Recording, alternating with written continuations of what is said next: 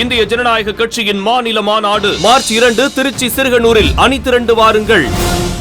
இஸ்லாமியர்களை ஒடுக்கும் நோக்கோடு அனைத்து சட்டங்களையும் நாடாளுமன்றத்தில் மத்திய அரசு நிறைவேற்றி வருவதாக தெரிவித்த திருச்சி எம்பி சிவா, சிறுபான்மை மக்களுக்கு எதிராக பாராளுமன்றத்தில் தீர்மானம் நிறைவேற்றி வருவது வன்மையாக கண்டிக்கத்தக்கது என தெரிவித்துள்ளார்.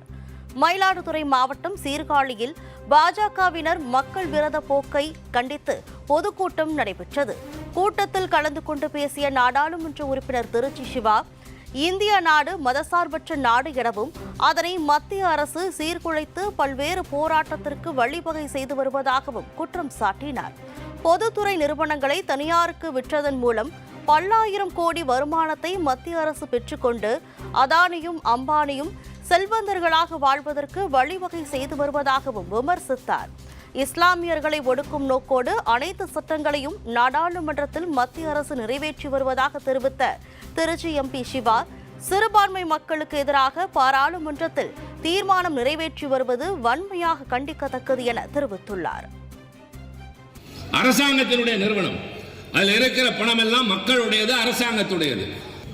65,000 கோடிக்கு 3,000 கோடி ரூபாய்க்கு ஒரு தனியார் நிறுவனத்திற்கு விற்றுவிடு என்று சொல்லி தீர்ப்பு தருகிறார்கள். அந்த தனியார் நிறுவனம் என்பது வேதாந்தா குரூப், அவர்களுடைய ஒரு துணை நிறுவனம். அது 65,000 ரூபாய் கடனுக்கு 3,000 ரூபாய் கொண்டு வந்தால் நாங்கள் எப்படி மக்களுக்கு என்ன பதில் சொல்வோம் என்று வங்கிகள் இப்போது அப்பீலுக்கு போயிருக்கிறார்கள்.